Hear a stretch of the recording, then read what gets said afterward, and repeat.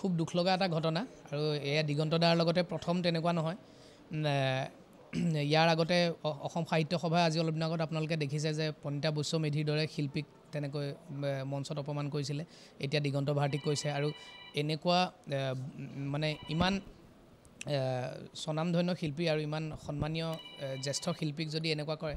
আমালৈ কি থাকিব আৰু ন আৰু গতিকে তাৰপিছত আজি মই দেখিলোঁ যে তাৰপিছত সেই মঞ্চখনত আমাৰ বন্ধু নীল আকাশ নীলেও অনুষ্ঠান পৰিৱেশন কৰিছে ঠিক আছে বাৰু এইটো কিন্তু ৰাইজৰ কাৰণে গৈছে বুলিও যদি আমি ধৰি লওঁ যে ৰাইজে আশা কৰি আছে অনুষ্ঠান এটা হ'ব বুলি নীল আকাশ আহিব বুলি কিন্তু তাত গৈ মানে ডিপ্ল'মেটিক ভাষণ দিয়াটো মই বেয়া পাইছোঁ আৰু ল'লে এটাই ষ্টেণ্ড ল'ব লাগে যে অ'কে যদি হ'ব পাৰে যে যদি বোলে চানমাই বিহু কমিটিয়ে বোলে ভাল কাম কৰিছে বুলি যদি কয় বোলে ভাল কাম কৰিছে নহ'লে বোলে দিগন্ত ভাৰতীক অপমান কৰাৰ কাৰণে মই বিৰোধিতা কৰিছোঁ যিকোনো এটা হ'ব লাগে তো মোৰ ষ্টেণ্ডটো সেইটোৱে যে দিগন্ত দাৰ নিচিনা এজন শিল্পী নম্ৰ ভদ্ৰ গুণী জ্ঞানী শিল্পী যাৰ গোটেই জীৱনত যোৱা 30 বছৰ সংগীতৰ কেৰিয়াৰত তেওঁ এটাও কণ্ট্ৰভাৰ্চি নাই গতিকে এনেকুৱা এজন শিল্পীক সাহস ক'ত পালে এনেকুৱা কৰিবলৈ আৰু মইতো কেতিয়াও চানমাই বিহু কমিটি মই পঢ়া কলেজৰ ফিল্ডতে হয় কিন্তু মই কেতিয়াও নাযাওঁ যদি ক্ষমা নোখোজে মইতো কেতিয়াও নাযাওঁ আৰু গতিকে প্ৰত্যেকে আচলতে এনেকৈ বৰ্জন কৰি দিব লাগে মই ভাবোঁ আৰু আৰ্টিষ্টৰ সেই সাহসটো থাকিব লাগে আৰু সবেই ইউনিটি থাকিব লাগে আৰু সেই তেতিয়া ক'তোৱে নোহোৱা হ'ব আৰু প্ৰতিখন মঞ্চতেতো তেনেকুৱা নহয় ঘটনা আৰু ক'ৰবাত হয়তো চানমাই বিহু কমিটিৰ তাতেও ভাল মানুহ আছে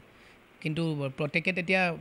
যদি একগোট হৈ পেলাই যে কয় যে নাই এইটো আৰু সঁচাকৈ বেয়া ঘটনা বেয়া হৈছে কথাটো তেওঁ গান গাবলৈ যোৱাও নাছিলে তেওঁ পৰিবাৰে তেওঁ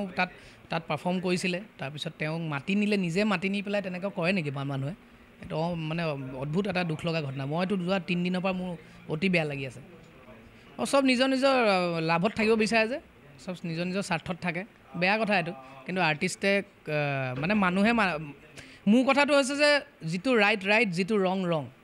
ৰংটো ৰং বুলি ক'বলৈ সাহস থাকিব লাগে ৰাইটটোক ৰাইট বুলি ক'বলৈ সাহস থাকিব লাগে সেয়া লাগিলে বহুত পাৱাৰফুল মানুহে হওক বা সাধাৰণ জনতাই হওক আৰু চাৰিওফালে কেৱল খালি মদ হৈ গৈছে চবফালে বিহু প্ৰগ্ৰেম মানে সেইটো খুব বেয়া হৈছে বহুতে আমাৰ যিখিনি লগৰ বন্ধু বান্ধৱ যিখিনিয়ে প্ৰগ্ৰেম কৰি আছে সবৰ মুখতে এইকেইদিন আলোচনাত এই হোৱাটছআপ গ্ৰুপত ক'ৰবাত অমুকত অকল একেটাই কথা শুনি আছোঁ যে কি বুলি কয় বহুত ঠাইত মানে মদ পানী খাই বেছি উৎপাত কৰা ফূৰ্তি লাগে কিন্তু আৰু ইমান পৰিৱেশটো বেয়া হৈ যাব নালাগে ন আজি 10 বছৰ আগত অসমৰ পৰিৱেশ এনেকুৱা আছিল নেকি নাছিল নহয় সেইটোৱে কথাটো প্ৰতিবাদ মানে কি মই সদায় মানে আইডাৰ ব্লেক নহ'লে হোৱাইট মই মাজত নাথাকোঁ মই গ্ৰে নহয় মই কেতিয়াও মাজত কথা নকওঁ গতিকে আৰু সেইটোৱে মোৰ দুখ লাগিলে কাৰণে মই মোৰ দিগন্ত দাক যিহেতু বহুত বেছি শ্ৰদ্ধা কৰোঁ গতিকে আৰু দিগন্ত দাক গান শুনি ডাঙৰ হৈছোঁ এনেই ক'লেই নহ'ব ন আমি দিগন্ত দাক গুৰু মানো দিগন্ত দাক গুৰু মানা যদি তুমি শিষ্যই কি ক'ব লাগে সেইটো কৰা শিষ্যই কেনেকুৱা ষ্টেণ্ড ল'ব লাগে শিষ্যৰ নিচিনা ষ্টেণ্ড লোৱা ডিপ্ল'মেটিক কেলৈ হৈছা নহয় ভাল বেয়া মানুহ চবতে থাকে বেয়া মানুহক ভাল মানুহখিনি একগোট হৈ পেলাই বয়কট কৰি দিব লাগে তেতিয়া বেয়াখিনিও ভাল হ'ব আল্টিমেটলি আচলতে চবেই ভালেই হয় কিন্তু সেই অকণমান আৰু ৰাতি ফূৰ্তি পানী গিলি দিয়ে আৰু তাৰপিছতে আৰু নিজক পাহৰি যায় অসমৰ পৰিৱেশ এনেকুৱা অসমৰ আচলতে মই গোটেই ভাৰতখনতে ঘূৰি ফুৰোঁ গোটেই দেশতে ঘূৰি ফুৰোঁ আমাৰ বাকী এই নৰ্থ ইণ্ডিয়া চাউথ ইণ্ডিয়া বা এইবিলাক জেগাতকৈ আমাৰ অসমৰ মানুহ বহুত ভদ্ৰ অসমীয়া মানুহ বহুত ভাল আমি অসমীয়া মানুহে অ'পেনলি আমি বেয়া মাত নামাতোঁ আমি অ'পেনলি আমি ৰাস্তাত চিগাৰেট এটা নজ্বলাওঁ আমাৰ সেইটোহে কালচাৰ হয়নে নহয় আমি বহুত নম্ৰ ভদ্ৰ আমি বহুত চাফা গতিকে আমাৰ যিটো কালচাৰ আমাৰ সেই কালচাৰটো নষ্ট কিয় আমি নিজে কৰিব লাগে কিয় আমি কৰিছোঁ